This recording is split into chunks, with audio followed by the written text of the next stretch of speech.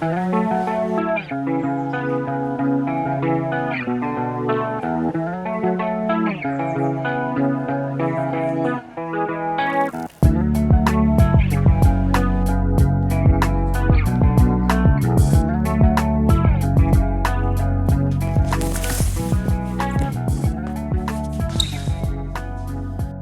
tout petit, en fait, j'aimais grimper, sauter partout. Sauf que je me suis jamais arrêté, en fait.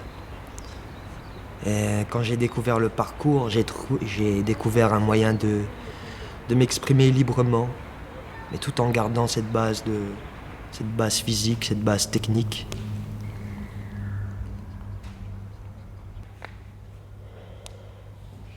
Après, il m'est arrivé un accident où je suis tombé d'un arbre et je me suis arraché le tendon entre la clavicule et l'omoplate. Quand j'ai connu le Qigong, j'ai utilisé ça pour me soigner et pour prendre soin de mon corps.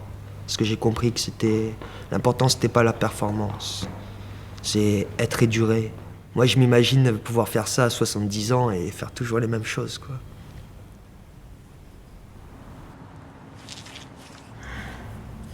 Ma discipline, c'est un peu un mélange entre parcours, danse, mélangé avec du théâtre, en utilisant les arts martiaux comme base de conditionnement, préparation physique. J'ai connu la danse, c'était par un danseur japonais. Et quand je l'ai vu, j'ai su que c'était ça que je voulais faire. Et ensuite, il m'a donné des cours pendant 2 mois. Il s'appelait Kik. C'était son surnom de son vrai nom, Yoshinori Kikuzawa. Dans le parcours, c'est David Bell. C'est le fondateur du parcours, dans les années 90. Et je trouvais que c'était des gens vraiment talentueux et très forts dans ce qu'ils font, chacun dans leur discipline. Et ça m'a donné envie de me diversifier. Le parcours, c'est un art martial qui est destiné à devenir plus fort, pour se déplacer. Et c'est aussi une philosophie, parce que les obstacles dans la vie, c'est comme des obstacles dans la rue.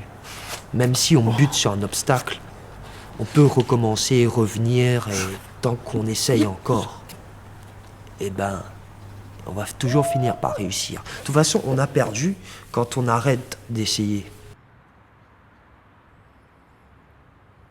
L'eau peut tomber de très haut, elle ne se brise pas. Le sol est comme le béton en dessous d'une gouttière qui fuit.